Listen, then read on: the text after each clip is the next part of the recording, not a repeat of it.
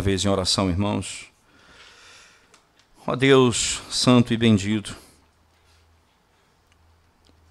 quando lemos a Tua palavra que é poderosa e santa, nós pedimos ao Senhor mais uma vez que nos conceda a graça de compreendermos a Tua vontade, a Tua verdade, Senhor, pelo Teu Espírito Santo. Ilumina a nossa mente e o nosso coração nessa noite, Senhor. E traz a luz, ó Deus, e traz verdade, a Tua verdade, ao coração e à mente do Teu povo. Porque quando compreendermos, ó Deus, que nós estamos em Cristo Jesus, nós poderemos ter plena certeza que de fato nada nos faltará.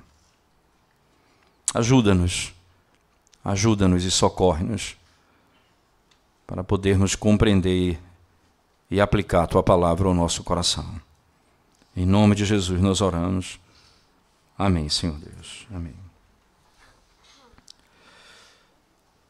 Sem dúvida, irmãos, a nossa vida, a nossa caminhada cristã, ela é feita de achados, de encontros. E os achados, eles são importantes na caminhada, porque quando nós encontramos uma verdade, um tesouro na Escritura, ou algo que nós não compreendíamos, nós passamos a viver diferente por causa da compreensão daquela verdade. Mas acima de qualquer achado, ou de qualquer compreensão na vida, encontrar Jesus Cristo e a obra dele, compreendê-la, certamente é algo que vai satisfazer plenamente a alma daqueles que conhecem ao Senhor. A ponto de olharmos para as outras coisas como menores, inferiores, descartáveis e possíveis até de não vivermos com ela, mas impossível de vivermos sem ele. Nós conheceremos essas verdades de tal maneira que o nosso coração se apegará às suas leis, aos seus mandamentos, teremos prazer no seu ensinamento.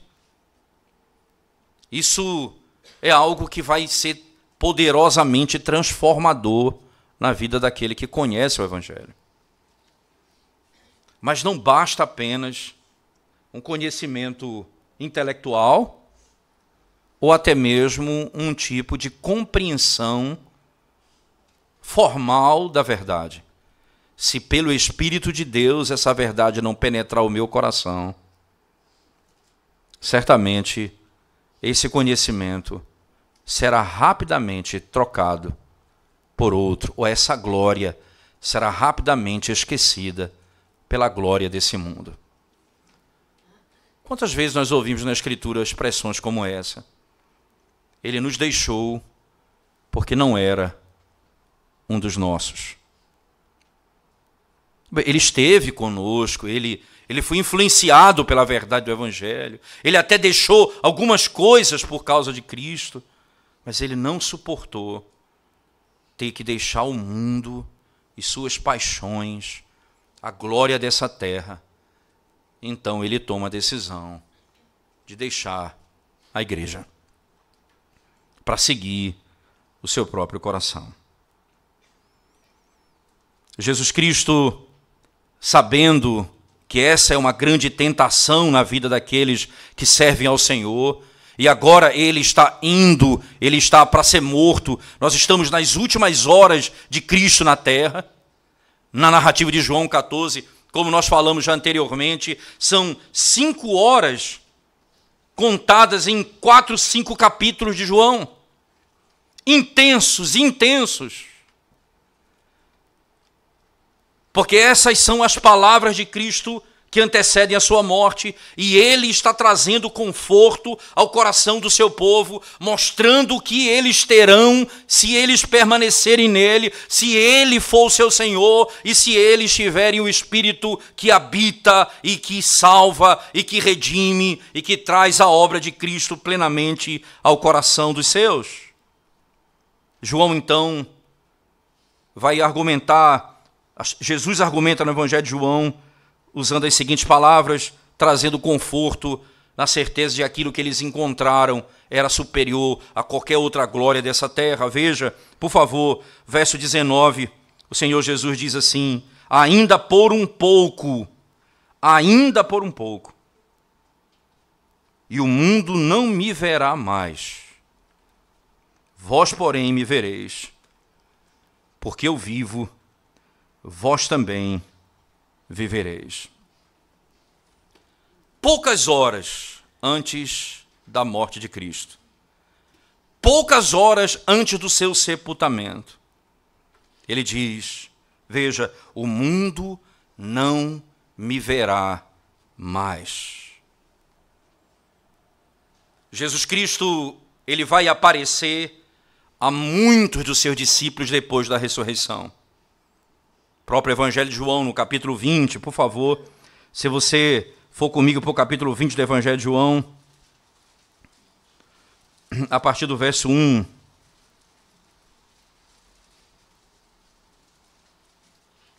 João capítulo 20, a partir do verso 1 diz assim: no primeiro dia da semana, Maria Madalena foi ao sepulcro de madrugada, sendo ainda escuro, e viu que a pedra estava revolvida. Então correu e foi ter com Simão Pedro e com outro discípulo, a quem Jesus amava, e disse-lhe: tiraram do sepulcro o Senhor, e não sabemos onde o puseram. Saiu, pois, Pedro e o outro discípulo e foram ao sepulcro. Você vai encontrar, por exemplo, na sequência do mesmo texto, no versículo seguinte, na sequência do verso 19, ao cair da tarde daquele dia, primeiro da semana, trancadas as portas da casa onde estavam os discípulos, com medo dos judeus, veio Jesus, pôs-se no meio e disse-lhes: paz seja convosco. Veja, ele foi visto pelos seus discípulos depois da ressurreição, mas ele não foi visto publicamente pelos incrédulos. Interessante o texto dizer. O Senhor diz assim, veja, voltando para o texto do capítulo 14, volte comigo, por favor, irmãos. Veja as palavras de Jesus no texto, para que fique claro o que ele está dizendo. Ele diz assim: ainda por um pouco e o mundo não me verá mais, vós, porém, me vereis. Vós, porém, me vereis, porque eu vivo. Porque eu vivo. E aí vem a lógica da narrativa. Eu vivo e vós... o verso 19, porque eu vivo, vós também vivereis. Interessante que no verso 20 do mesmo texto, veja, Jesus diz: naquele dia vós conhecereis que eu estou em meu Pai, e vós em mim, e eu em vós. A mesma vida espiritual possuída por Cristo em sua natureza humana é compartilhada com aqueles que creem nele. A mesma vida espiritual. Veja, como ele vive dentre os mortos. Interessante que Paulo vai usar essa linguagem em Efésios. Ele vai dizer: nós estamos mortos nos nossos delitos e pecados. E ele diz: presos por Satanás, pelo mundo, pela carne. No verso 4 ele diz: mas Deus, sendo rico em misericórdia, por causa do grande amor com que nos amou, estando nós mortos, nos deu vida juntamente com Cristo. Veja, porque eu vivo, vós também vivereis. O mesmo poder que tirou Jesus Cristo da morte é o mesmo poder que tira o indivíduo da morte.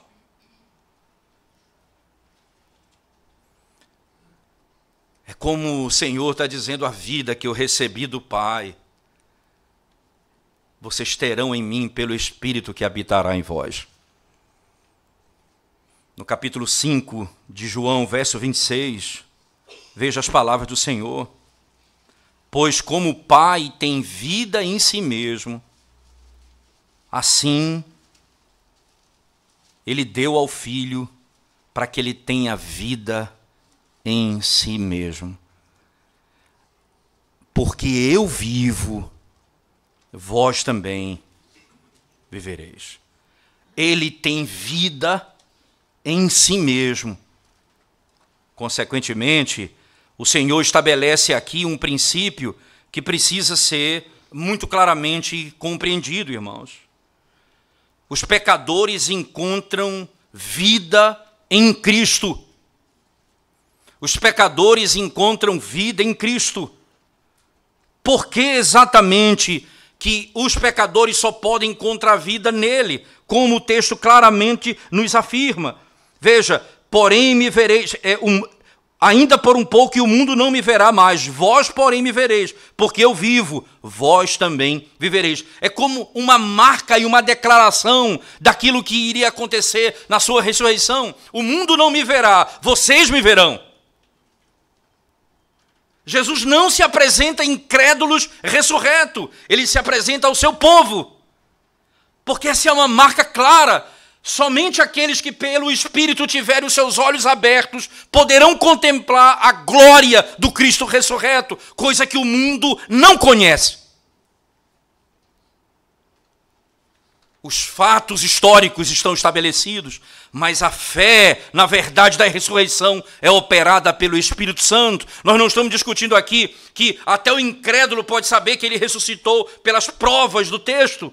Não é esse o meu ponto. O ponto é: a vida só será possível naquele que crê que Jesus Cristo morreu e ressuscitou dentre os mortos. Porque Cristo é o mediador. Ele foi apontado pelo Pai. Nele reside, irmãos, toda a essência de Deus, a glória de Deus. Como em Colossenses, no capítulo 1, verso 19, ele diz exatamente: porque agradou ao Pai que nele habitasse toda a plenitude. Porque agradou ao Pai que em Cristo habitasse toda a plenitude. Se você abrir, você vai ver como a imagem é interessante, lá em Zacarias, profeta Zacarias. Abra sua Bíblia comigo, por favor, irmãos. Zacarias capítulo 4, especialmente verso 2 e 3. Zacarias 4, verso 2 e 3, diz assim o texto. Deixa eu ler o verso 1 em diante, até o 3, ele diz: tornou o anjo que falava comigo e me despertou, como um homem que é despertado do seu sono, e me perguntou: que vês? Respondi: olho, olho, e eis um candelabro todo de ouro. Ele percebe um candelabro todo de ouro e me perguntou: o que vês? Respondi: olho, e eis um candelabro todo de ouro e um vaso de azeite em cima, com as suas 7 lâmpadas e 7 tubos, um para cada uma das lâmpadas que estão em cima do candelabro. Junto a este, 2 oliveiras, uma à direita do vaso de azeite e a outra à sua esquerda. Preste atenção na imagem. Ele vê um candelabro todo de ouro e um vaso de azeite em cima, com as suas 7 lâmpadas e 7 tubos, um para cada uma das lâmpadas. O azeite, o tubo e as lâmpadas eram alimentadas por esse tubo. É por meio dele que eles vão poder dar a luz. Deus olhou a humanidade toda morta em Adão. Como nós lemos na confissão de fé hoje, na nossa leitura da nossa profissão e confissão pública como igreja, Deus viu os homens mortos em Adão, mas ele escolheu o número de eleitos para a vida. e ele colocou a vida em Cristo. E esse é o mediador da vida. Ninguém poderá viver se não for por meio dele.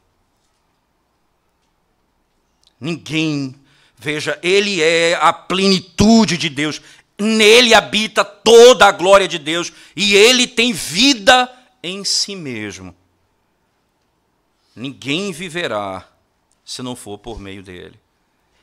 Como na primeira carta de João, no capítulo 5, verso 11, ele diz, esse é o registro, que Deus nos deu vida eterna, e esta vida está em seu Filho, diz o texto. Deus nos deu a vida eterna, e esta vida está em seu Filho.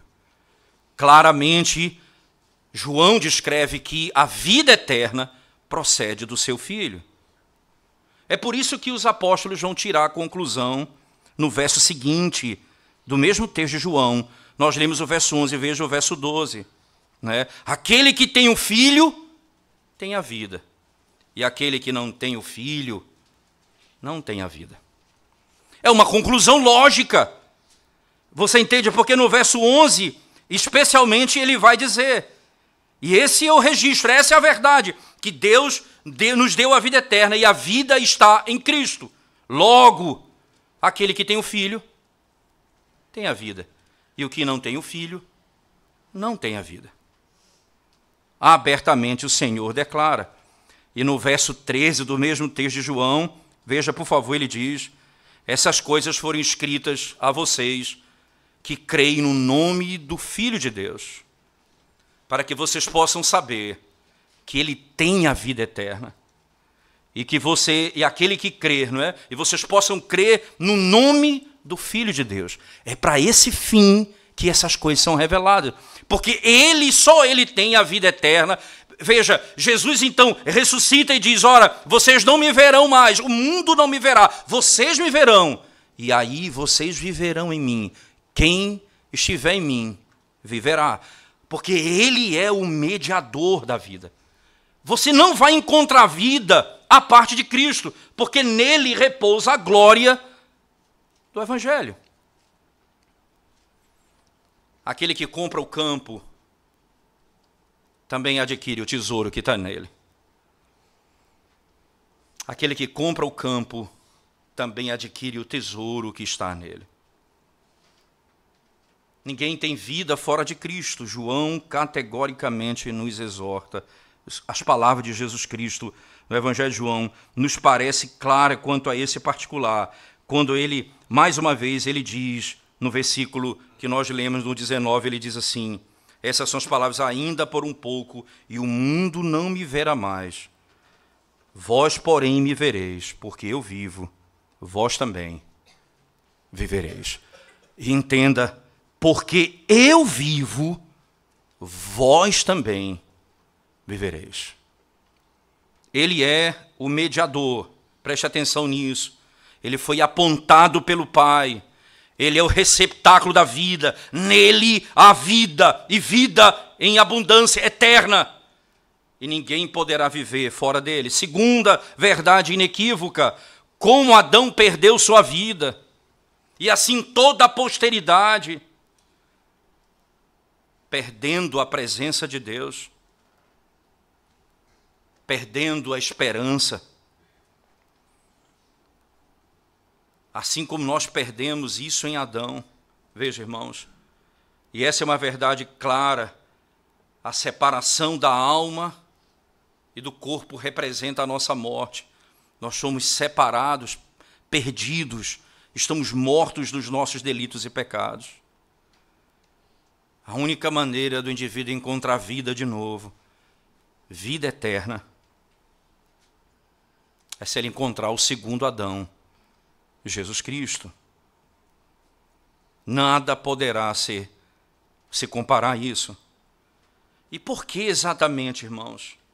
Por que Cristo põe um fim na morte? Por que Cristo opera dessa maneira? Para nos trazer de volta a Deus. Porque quando o homem peca, ele morre. Ele perdoa o pecado e dá vida ao homem. Só assim esse homem pode se apresentar na presença de Deus. Se você entender exatamente a linguagem bíblica, no capítulo 2 de Colossenses, verso 9, o apóstolo Paulo diz assim: pois nele habita toda a plenitude da divindade. Veja, nele habita corporalmente toda a plenitude da divindade. Em Cristo habita.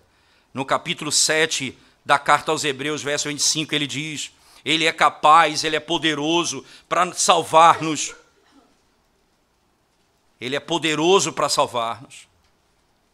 A quem ele salva? Aqueles que se achegam a Deus por ele.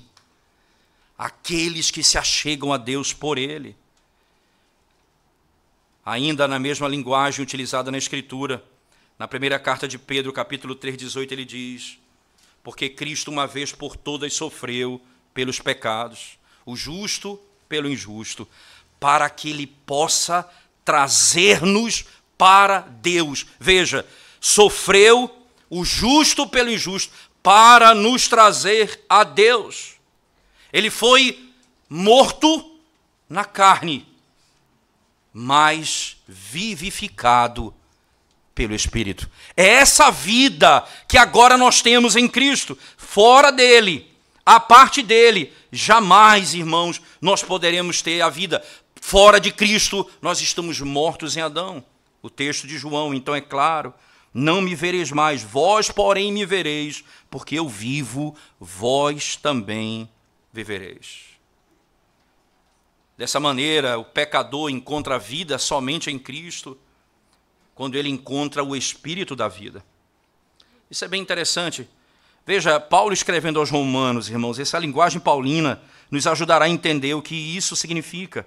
Por exemplo, no capítulo 8 da carta de Paulo aos Romanos, Romanos 8, verso 9, diz assim o texto sagrado: vós, porém, não estáis na carne, mas no Espírito, se de fato o Espírito de Deus habita em vós. E se alguém não tem o Espírito de Cristo, esse tal não é dele. Se alguém não tem o Espírito de Cristo, interessante, não é? Que Paulo chama o Espírito de Deus de Espírito de Cristo. Veja no verso 11 do mesmo texto, do capítulo 8 de Romanos: se habita em vós o Espírito daquele que ressuscitou Jesus dentre os mortos, esse mesmo que ressuscitou a Cristo Jesus dentre os mortos, vivificará também o vosso corpo mortal por meio do seu Espírito que em vós habita. Se você tem a Jesus Cristo, você tem o Espírito de Cristo, você tem o Espírito da vida.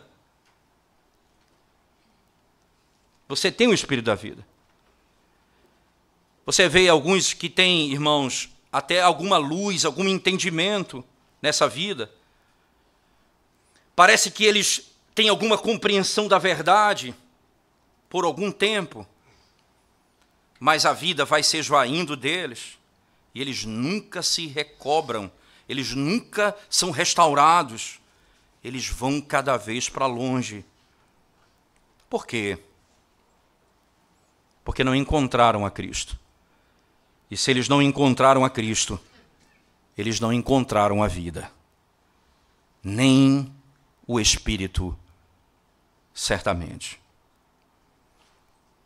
Ninguém poderá viver se não encontrar o Espírito de Cristo. Dessa maneira, o pecador que encontra Jesus Cristo encontra a vida, torna-se membro do seu corpo, está unido a Ele, e todos os benefícios conquistados por Cristo agora são nossos. Em Efésios, no capítulo 3, Paulo descreve isso dessa forma: Cristo, ele possa habitar em nossos corações pela fé. Cristo habite nos nossos corações pela fé.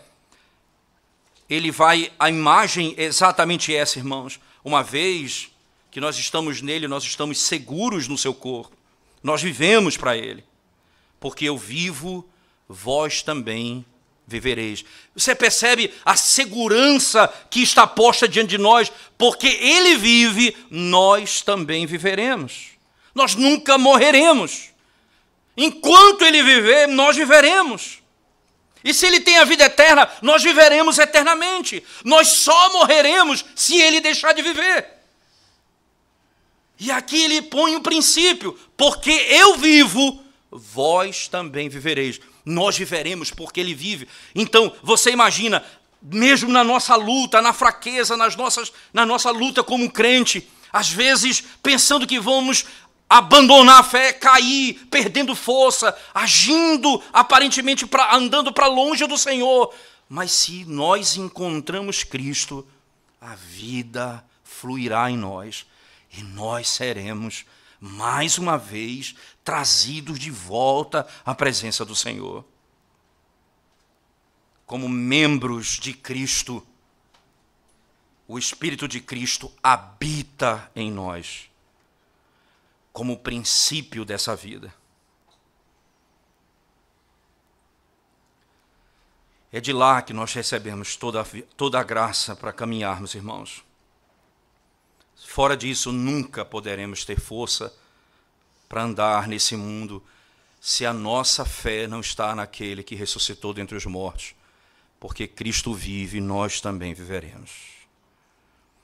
E se nós encontramos Cristo, pelo Espírito que habita em nós, todas as promessas do pacto pertencem a nós. Todas elas. Porque as promessas foram feitas a Cristo. Paulo disse: eu não me refiro aos descendentes, mas ao descendente. Me refiro a Cristo. E ele não poupou o seu próprio filho, mas ele foi entregue por nós, para que ele possa nos conceder todas as coisas.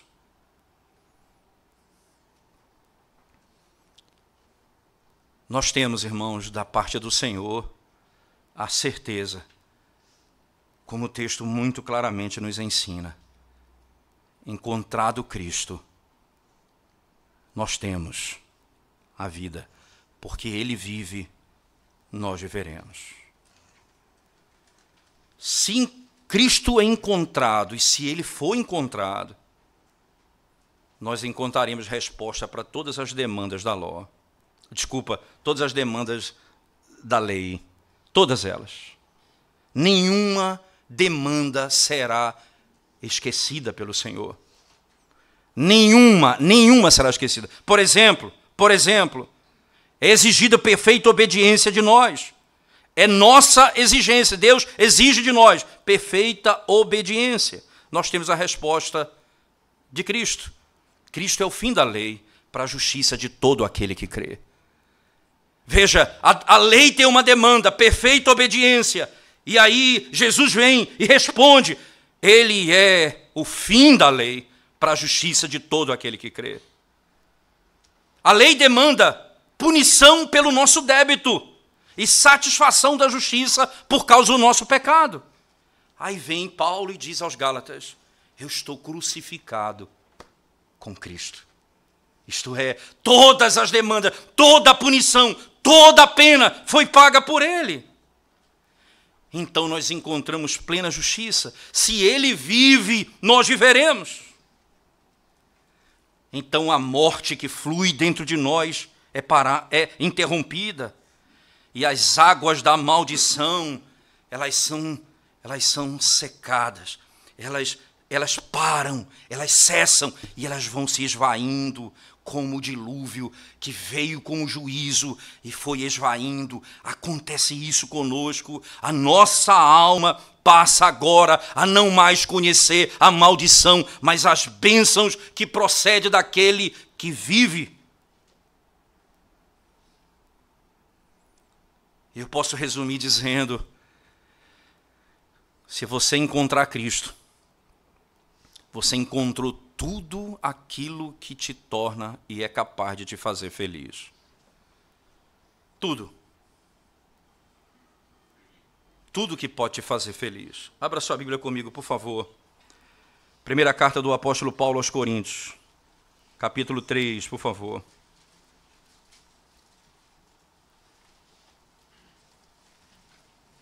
Primeira carta do apóstolo Paulo aos Coríntios, capítulo 3, verso 22.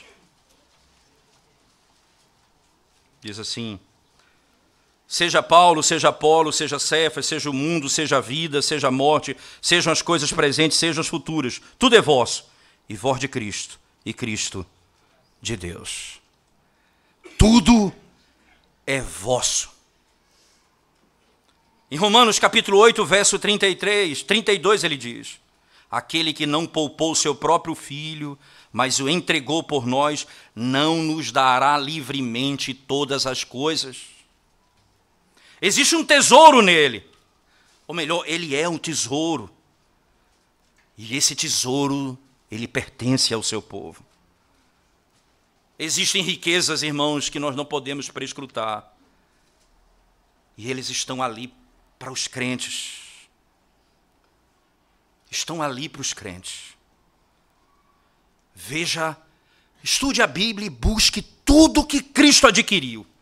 Tudo que ele conquistou, tudo que pertence a ele, tudo que é dele, tudo que ele adquiriu por meio do seu sangue. E depois olhe para você, pobre pecador, miserável pecador, que está amaldiçoado pelo pecado, mas você nele, olhando para ele, para Cristo, aquele que conquistou todas as coisas, você mesmo sem ter o que comer, sem ter onde dormir, sem ter saúde, sem ter vida, você pode olhar para ele e dizer: tudo é meu.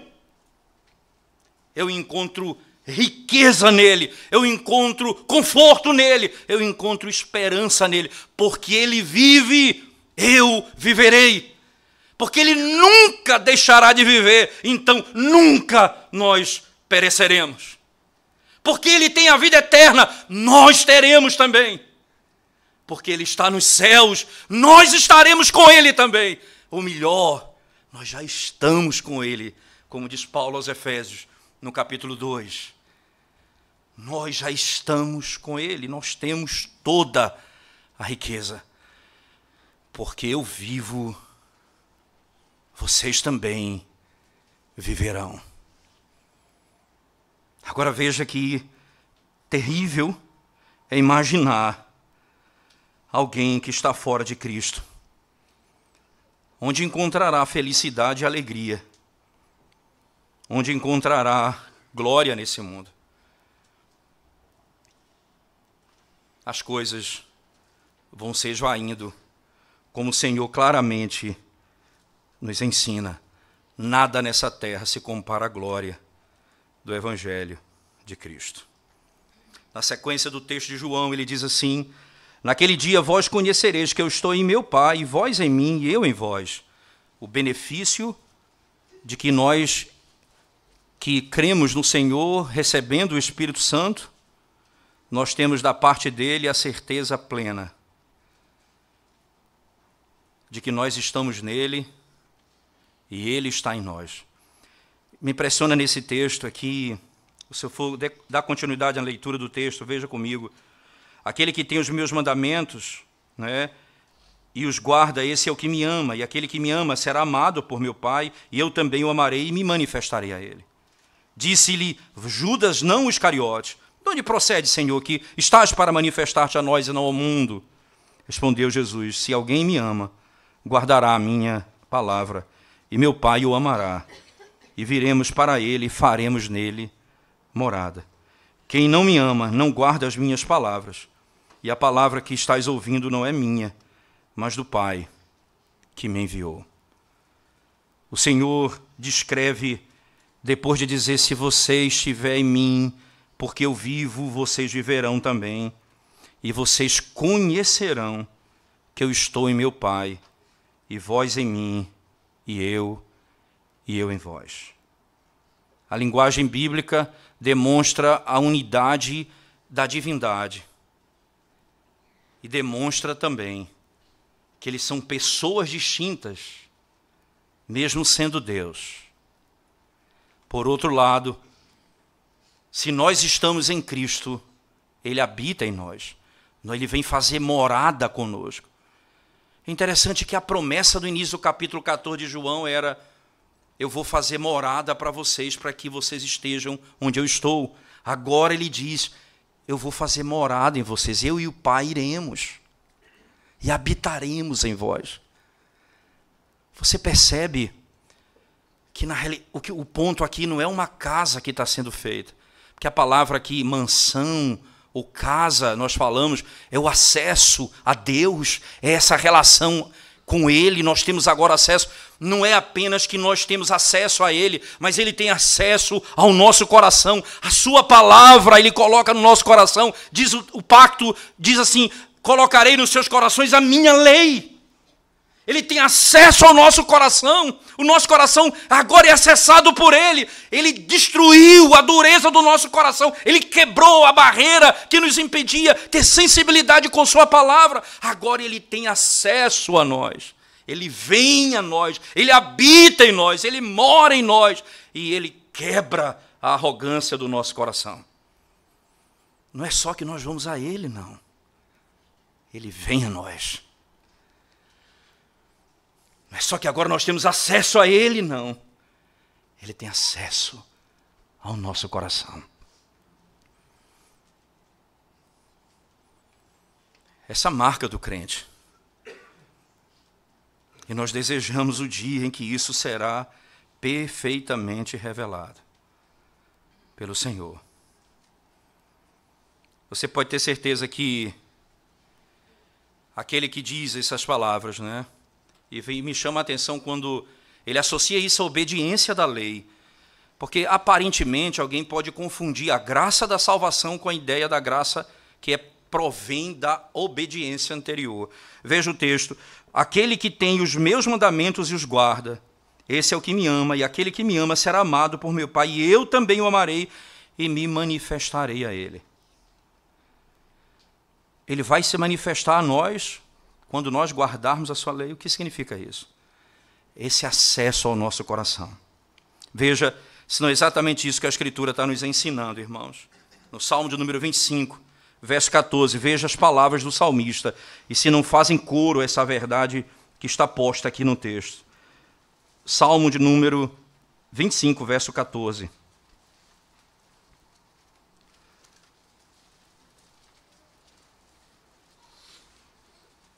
Ele diz, a intimidade do Senhor é para os que o temem, aos quais Ele dará a conhecer a sua aliança. O Senhor dará a conhecer a sua aliança. Interessante você pensar, irmãos, que é necessário que esse acesso a Deus no nosso coração, veja, você agora pertence a Ele, e agora você vive, porque Ele vive. E como essa vida se revela? Agora você o conhece, mas você não o conhece totalmente. Ele te deu a palavra, daí o salmista diz, desvenda, Senhor, os meus olhos, para que eu contemple as maravilhas da Tua lei. Eu preciso prescrutar, Senhor, porque agora o Senhor colocou no meu coração entendimento, e agora eu vou buscar, daí você vai entender de onde vem a linguagem paulina que diz, cheque a sua fé, para ver se você está em Cristo. Veja a situação do seu coração, para você não ser enganado no último dia. E essa é a ordem bíblica. Não repouse no fato de que você foi salvo. E agora você anda longe da verdade, e você não tem prazer nas Escrituras, na lei do Senhor, porque essa não é uma marca óbvia, própria, daquele que tem acesso ao Pai, e o Pai tendo acesso ao seu coração. Isso não é uma marca óbvia, é o contrário, é a marca quando estávamos longe dele, quando não tínhamos prazer nos seus ensinamentos. Agora essa marca é tão clara, que ele diz, usando a Escritura, que esses que vivem em Cristo têm prazer na lei do Senhor. E são esses que me amam, os que guardam os meus mandamentos. Os que têm prazer na verdade do Evangelho. Os que têm prazer na sua lei, que tem prazer no seu ensino, na sua palavra.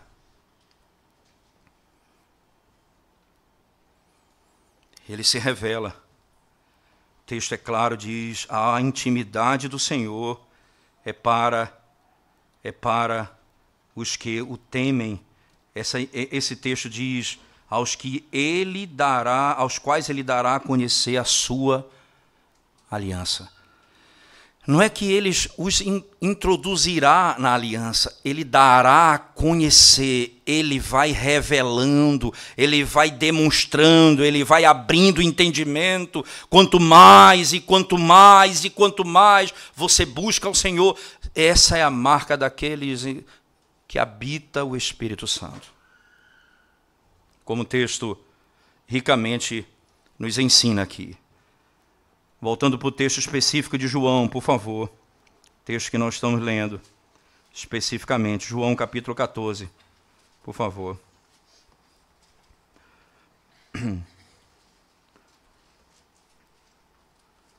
João 14, verso 21. O texto então diz assim, segundo a palavra de Deus. João 14, 21. Aquele que tem os meus mandamentos e os guarda, esse é o que me ama. E aquele que me ama será amado por meu Pai. E eu também o amarei e me manifestarei a ele. Judas, que não era o Iscariote, diz o texto sagrado, obviamente, não é? Esse provavelmente é a figura que está exposta lá num texto de Lucas mesmo, fala acerca de outro Judas, não é? Lucas 6, verso 16, que não é o Iscariote. Esse Judas aqui diz assim, palavra dele: de onde procede, Senhor, que estás para manifestar-te a nós e não ao mundo? Respondeu Jesus: se alguém me ama, guardará a minha palavra, e meu Pai o amará, e viremos para ele e faremos nele morada. Se alguém me ama. Você percebe a linguagem utilizada num texto, irmãos, diz assim, no verso 21, voltando. No verso 21, especificamente, ele diz: aquele que tem os meus mandamentos e os guarda, esse é aquele que me ama. E aquele que me ama será amado por meu Pai. E eu também o amarei e me manifestarei a ele. Aquele que vive em mim, entende? Esse é aquele que vive porque eu vivo, aquele que crê no Evangelho, esse tem a vida eterna. E esse que tem a vida eterna ama a lei de Deus. E esse que ama a lei de Deus é amado por Deus. E ele tem conhecimento da parte de Deus. E eu vou fazer habitação com ele, diz o Senhor no verso 23. Assim como o crente habitará com Deus, veja só, irmãos, e Cristo na glória dos céus, porque essa é a linguagem do verso 2 do capítulo 14, assim como o crente habitará com o Pai e o Filho nos céus, assim o Deus triuno já habita no coração dos crentes verdadeiros.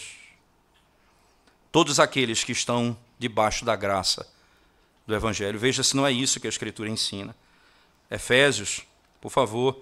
Efésios capítulo 3, verso 17.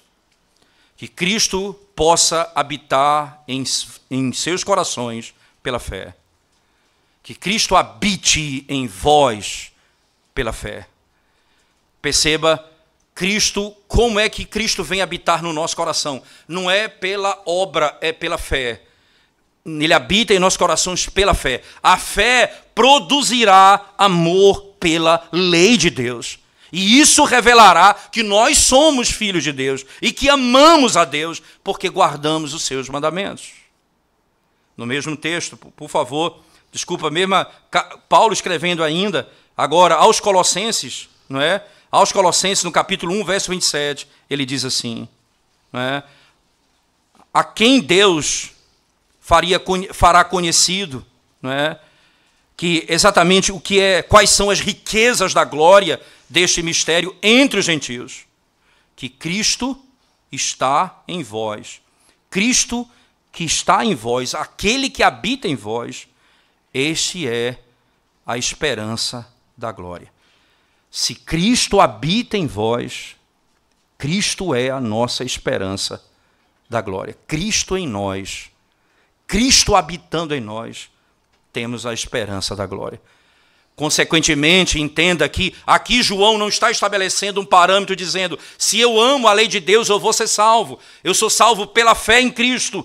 E essa obra da redenção produzirá no coração do crente amor à lei de Deus. E nós demonstraremos que amamos a Deus porque guardamos os seus mandamentos. Isso vai quebrar qualquer tipo de argumento que imagina que amar a Deus, ou servir a Deus, ou ter prazer nas coisas de Deus, é simplesmente emoção à parte daquilo que Ele requer na sua palavra. Eu preciso fazer aquilo que está registrado, ordenado por Ele. Essa é uma marca do crente. Eu não sou salvo porque obedeço à lei, mas aqueles que vivem em Cristo, onde habita o Espírito, que receberam o amor do Pai em Cristo, revelam o amor de Deus, amor a Deus, tendo prazer nos mandamentos do Senhor. E aí veja que o verso 3 resolve toda a problemática dizendo: se alguém me ama, guardará a minha palavra. Se alguém me ama, guardará a minha palavra. Entende? E aí ele diz: e meu Pai o amará, e viremos para ele, e faremos nele morada. Se você o ama, você entende? A lógica aqui é o amor que nós temos por Cristo, é refletido pelo amor que nós temos à sua palavra e obedecemos aos seus preceitos. Se nós amamos ao Senhor dessa maneira, o Senhor habita em nós e Ele faz morada em nós. Fora disso, eu não tenho como refletir. Veja, como eu vou refletir que o Pai habita em mim se eu não tenho prazer nos mandamentos do Senhor? Como eu vou dizer que o Pai habita em mim se eu não amo a lei de Deus? É muito sério quando você tem religião que tenta excluir da sua prática a obediência à lei do Senhor. Quando você tem estratégias até mesmo litúrgicas e doutrinárias que tentam estabelecer que os 10 mandamentos, que é o resumo da lei moral de Deus, não é válido mais para nós hoje. Ou então alguém vai dizer o 4º mandamento, que é aguarda o dia do Senhor, não deve mais ser vista como algo importante para a vida da igreja. Você entende, irmãos? Essa é uma das marcas da salvação. Nós temos prazer na lei do Senhor.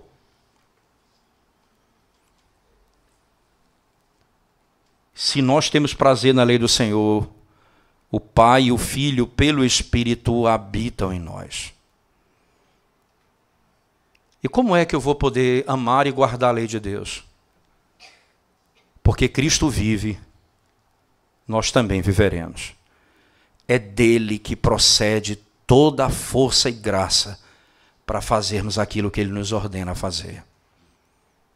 Ele nos tirou da morte, Ele nos tirou da condenação eterna, Ele pagou a dívida que nós não podíamos pagar, Ele foi punido por nós, Ele nos tirou da condenação. Esse mesmo Cristo que nos redimiu, o mesmo poder que nos redimiu, nos dará força e graça para termos prazer e amarmos a lei do Senhor. Nós não viveremos se não for pela graça de Deus. Isso é tão claro, irmãos, que uma mensagem, uma verdade como essa, falada ao nosso coração, traz culpa muito de nós que não estamos vivendo em obediência à lei. Mas a primeira coisa que acontece conosco deve ser: eu preciso voltar para aquele que vive. E se Ele vive, eu vivo também.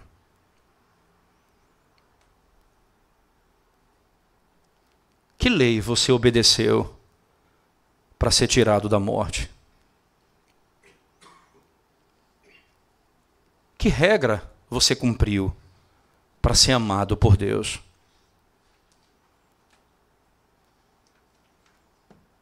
Então a própria lei me faz correr de volta para onde tudo começou, para a graça de Deus.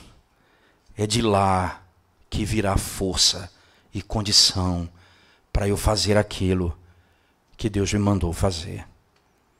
E ao mesmo tempo ser perdoado pelos meus próprios pecados.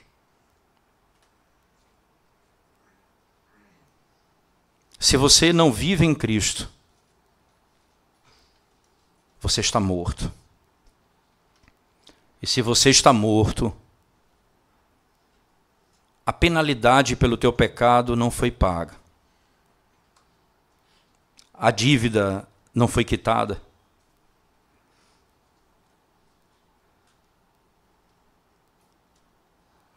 Se você está morto, você não consegue ver o Cristo ressurreto. O mundo não verá.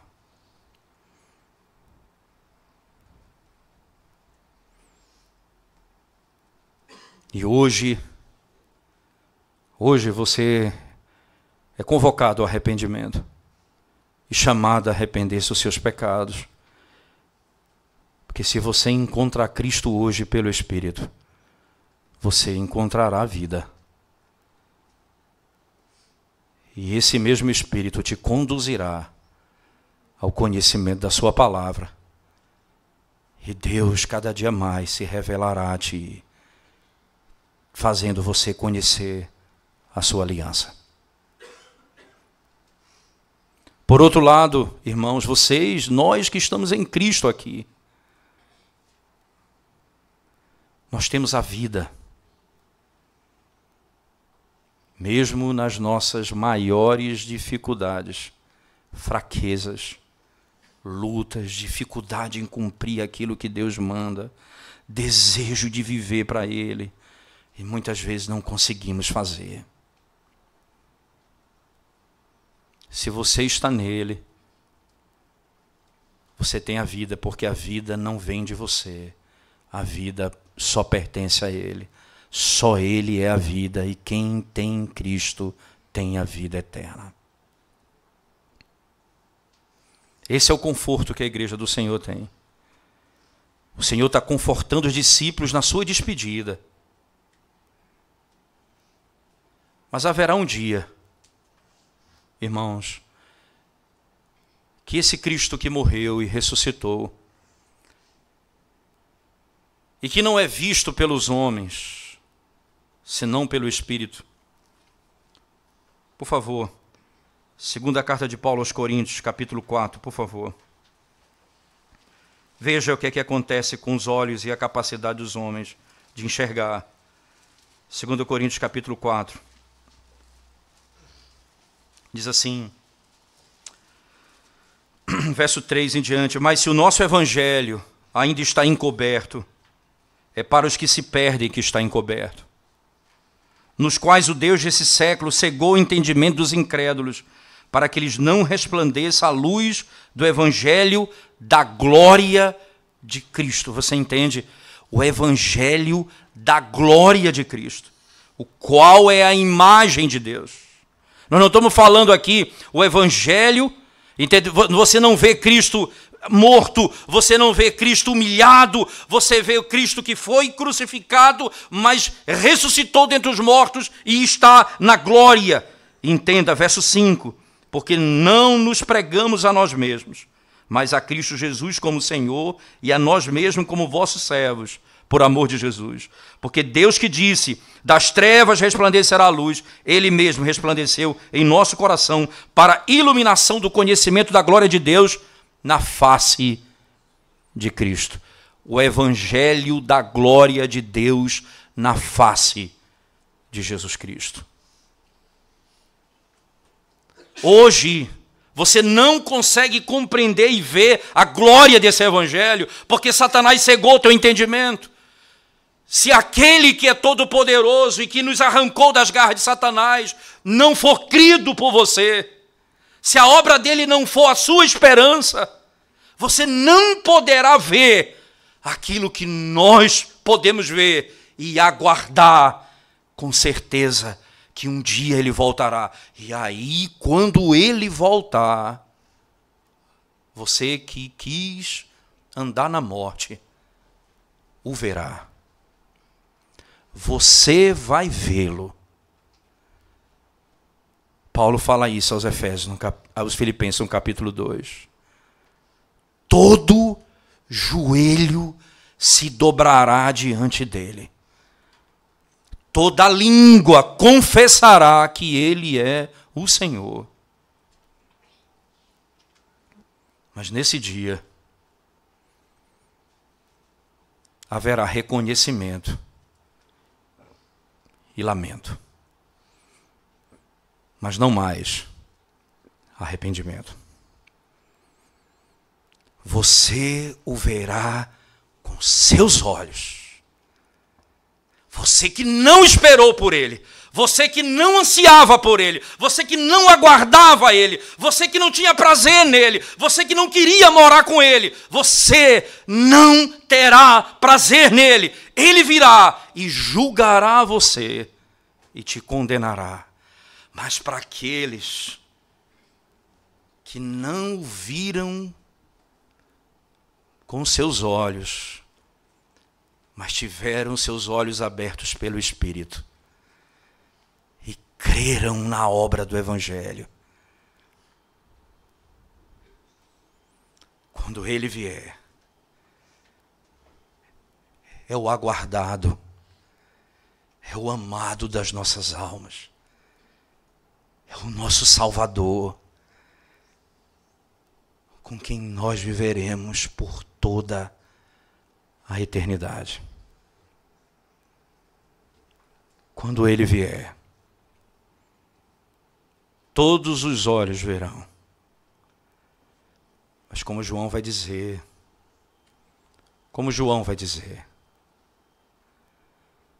mais bem-aventurado são aqueles que não viram e creram.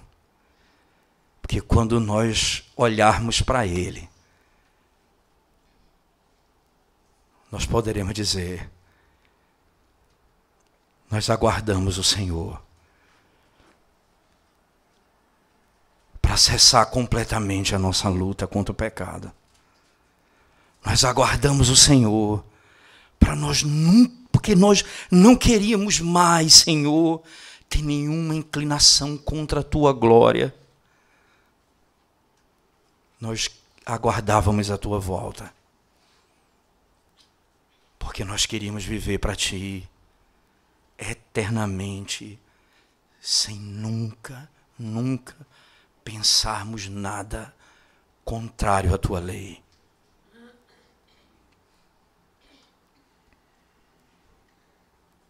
Então o juiz será o pastor que vai arrebanhar o seu povo. E nós estaremos com ele por toda a eternidade, usufruindo da vida que só ele tem. Venha hoje a Cristo. Arrependa-se hoje dos seus pecados. Não há vida em você mesmo. A vida só pertence a Ele. Vamos orar ao Senhor. Senhor Deus bendito e cheio de misericórdia, nós rogamos ao Senhor que nessa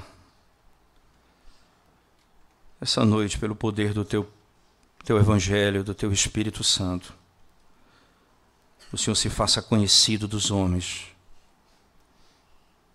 e haja salvação no nosso meio, Senhor. Que haja conforto no coração da Tua igreja.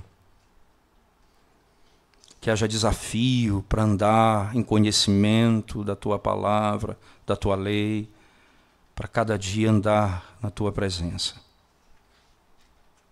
e Te conhecer mais e mais. Que o Senhor produza glória ao teu nome pelo Filho eterno que deu a vida por nós. A glória a ti, ó Deus, por Cristo Jesus nosso Senhor. E nós precisamos, ó Deus, da tua graça. Por isso rogamos mais uma vez. Salva os que estão perdidos. Cura a alma daqueles que estão enfermos. E traz conforto ao teu povo. E santidade à tua igreja. Porque certamente nós receberemos do Senhor a vida que só o Senhor tem. Em nome de Jesus nós oramos. Amém.